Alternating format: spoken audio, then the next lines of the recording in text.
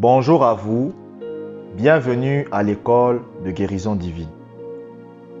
Et aujourd'hui, nous allons lire Marc, chapitre 16, versets 17 à 18. Marc, chapitre 16, versets 17 à 18.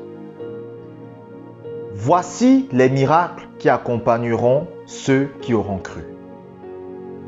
En mon nom, ils chasseront les démons, ils parleront de nouvelles langues, ils saisiront des serpents, s'ils boivent quelques breuvages mortels, ils ne leur feront point de mal, ils imposeront les mains aux malades, et les malades seront guéris. Amen. Regardez ce que la Bible dit. La Bible dit, c'est Jésus qui parle. Jésus est sur le point de partir. Vous comprenez?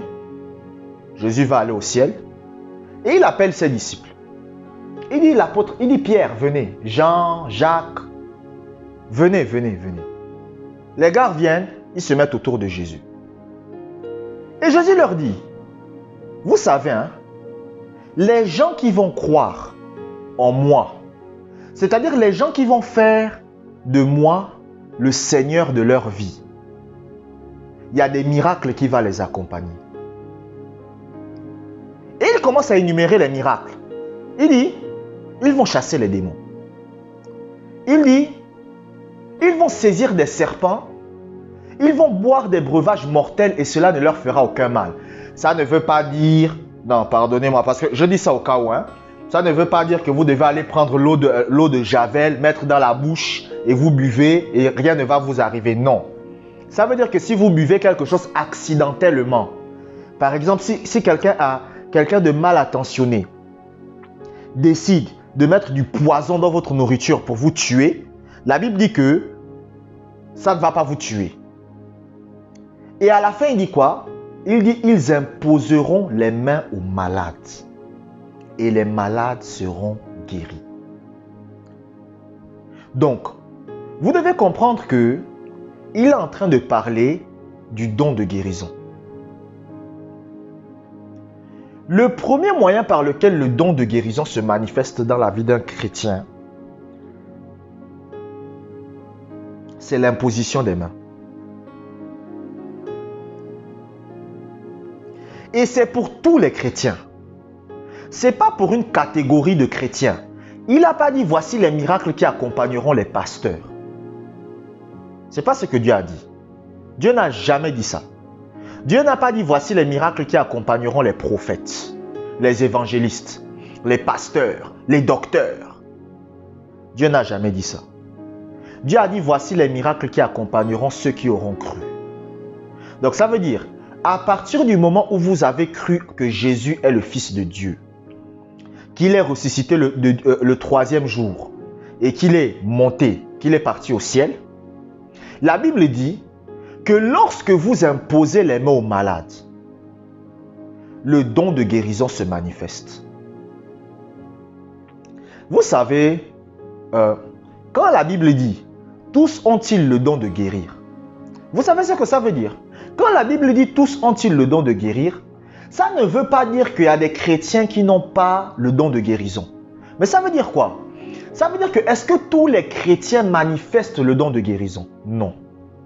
Tous les chrétiens ne manifestent pas le don de guérison. Mais pourquoi? Parce que les chrétiens n'imposent pas les mains aux malades. Ça veut dire que même vous, chez vous, lorsque votre tante vient vous voir, votre tante vous dit « j'ai des maux de tête, j'ai mal à la tête ». Parlez à votre tante. Dites à votre tante que, écoute, moi je prie, si tu veux, je peux t'imposer les mains pour que tu obtiennes ta guérison. Est-ce que tu crois? Si votre tante ne veut pas que vous lui imposiez les mains, vous laissez. Si elle vous dit, ok, impose-moi les mains, vous imposez les mains et vous déclarez la guérison. C'est pour tous ceux qui croient. Un jour, vous savez, est-ce que vous savez, le pasteur Kenneth Hagin est parti voir une vieille dame. Et il dit à la vieille dame que je vais prier pour toi et tu vas obtenir ta guérison. Et il a prié. Cette dame a obtenu sa guérison. Et la vieille dame a fait quoi? C'était une femme de 80 ans, 90 ans. Aux États-Unis. Donc, elle allait maintenant dans les maisons des gens. Et elle prêchait Jésus. Et ensuite, elle disait, est-ce qu'il y a des malades dans la maison? Les gens disaient, oui, il y a des malades. Elle venait. Elle imposait les mains aux malades. Elle déclarait la guérison. Et les gens étaient guéris. Est-ce que vous comprenez? Et les gens étaient guéris. Une femme de 80 ans, 90 ans. Est-ce que vous comprenez? Pourquoi? Parce que ce n'est pas seulement pour les pasteurs. Regardez la Bible. Écoutez, regardez ce que la Bible dit. La Bible parle d'un homme qu'on appelle Ananias. Est-ce que vous comprenez? Ananias, ce n'était pas un pasteur. C'est dans les Actes des Apôtres. La Bible dit que lorsque Paul va devenir aveugle, le Seigneur Jésus-Christ va apparaître à un homme qu'on appelle Ananias. Et il va dire à Ananias, va dans la ville. Il y a un homme qui s'appelle Paul. Il est aveugle. Tu vas prier pour lui et il sera guéri. Ananias est parti. La Bible dit que lorsque Ananias va imposer les mains à Paul, comment Ananias a développé le don de guérison? C'est l'imposition des mains. Ananias a imposé les mains à Paul. Et lorsque Ananias a imposé les mains à Paul, la Bible dit quoi? Que les écailles sont tombées des yeux de Paul et Paul était guéri. Mais comment le don de guérison s'est manifesté? L'imposition des mains. Le don de guérison dans la vie d'un chrétien se manifeste par l'imposition des mains. C'est le premier niveau. C'est pour cela que si vous voulez développer le don de guérison dans votre vie, vous devez apprendre à imposer les mains. C'est la même chose aussi avec l'huile d'onction, l'huile d'olive. Parce que lorsque vous lisez la Bible vous dit quoi? La Bible vous dit que les disciples oignaient beaucoup de malades et les guérissaient. Donc ça veut dire que lorsque quelqu'un était malade, il prenait de l'huile, il frottait dans la partie là où la personne souffrait et il priait. Et les guérisons s'opéraient. C'est le premier moyen par lequel vous pouvez opérer dans le don de guérison. Est-ce que vous comprenez? Donc, imposez les mains aux malades et le don de guérison se manifestera. Nous allons lire un deuxième passage biblique. Deutéronome, chapitre 34, verset 9. Deutéronome, chapitre 34, verset 9. Josué, fils de Nun, était rempli de l'esprit de sagesse, car Moïse avait posé ses mains sur lui. Oh, regardez ce que la Bible dit. Vous devez comprendre que l'imposition des mains dépasse même aussi le stade seulement de la guérison. La Bible vous dit quoi? La Bible vous dit que Josué était rempli de l'esprit de sagesse. Mais pourquoi Josué était rempli de l'esprit de sagesse? Parce que Moïse avait posé ses mains sur lui. Donc l'imposition des mains a fait en sorte qu'il y a eu un transfert. Vous devez comprendre que vos mains sont des points de contact. C'est-à-dire la paume de vos mains. Ce sont des points de contact par lesquels la grâce de Dieu se libère. Est-ce que vous comprenez? C'est pour ça que la Bible dit que lorsque Paul et Barnabas ont été appelés au ministère, vous savez ce que la Bible dit? La Bible dit que les anciens de l'église ont imposé les mains à Paul et Barnabas. Et ils ont dit à Paul et Barnabas, vous pouvez partir. Ils ont fait quoi? Ils ont imposé les mains. Pourquoi? Parce que par l'imposition des mains, vous libérez la grâce de Dieu. Donc, quelqu'un peut venir vous voir. Il vous dit, je n'arrive pas à trouver le travail. Vous l'imposez les mains. Vous déclarez qu'il aura son travail. Et il va avoir le travail. Quelqu'un vient vous voir. Il vient vous dire, j'ai des problèmes. Parce que telle affaire que je viens de faire ne marche pas. Vous l'imposez les mains. Vous déclarez que ça marche et ça va marcher. Donc, l'imposition des mains est un moyen par lequel vous libérez la grâce de Dieu.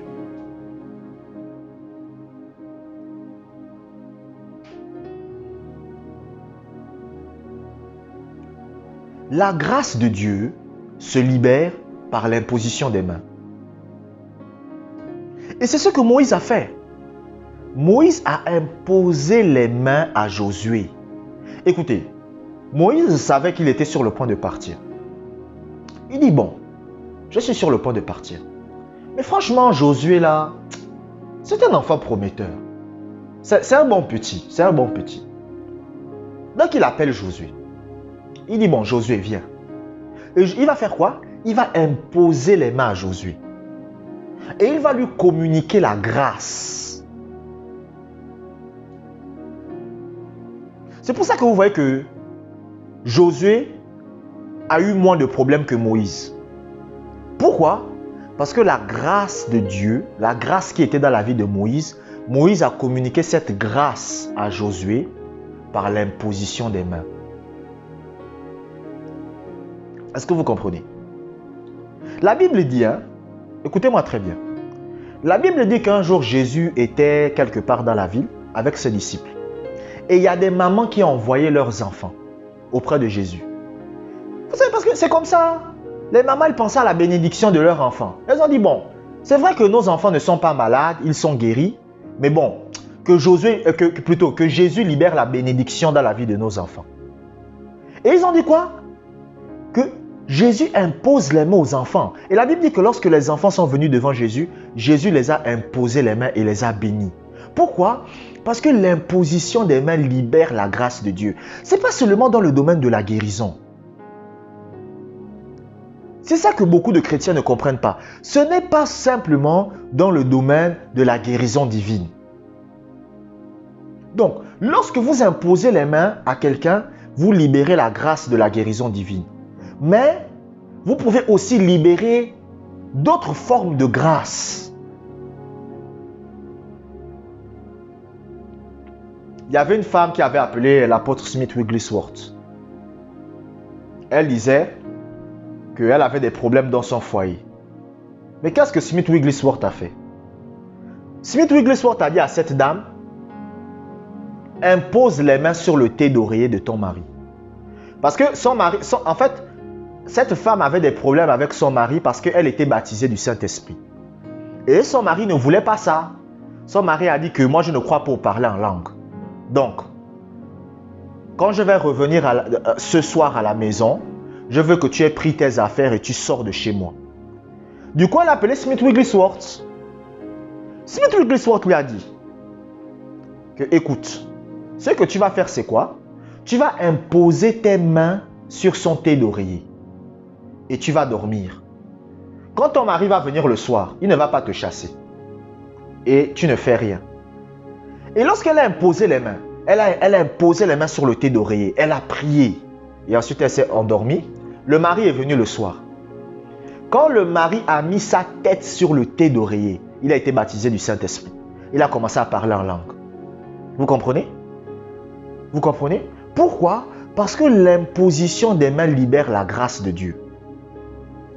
Est-ce que vous comprenez? C'est pour ça que quand vous voyez que la Bible dit que Dieu faisait des miracles extraordinaires par les mains de Paul. Quand on dit les mains de Paul, c'est quoi? C'est l'imposition des mains. Vous comprenez? Est-ce que vous comprenez? Parce que l'imposition des mains libère la grâce de Dieu.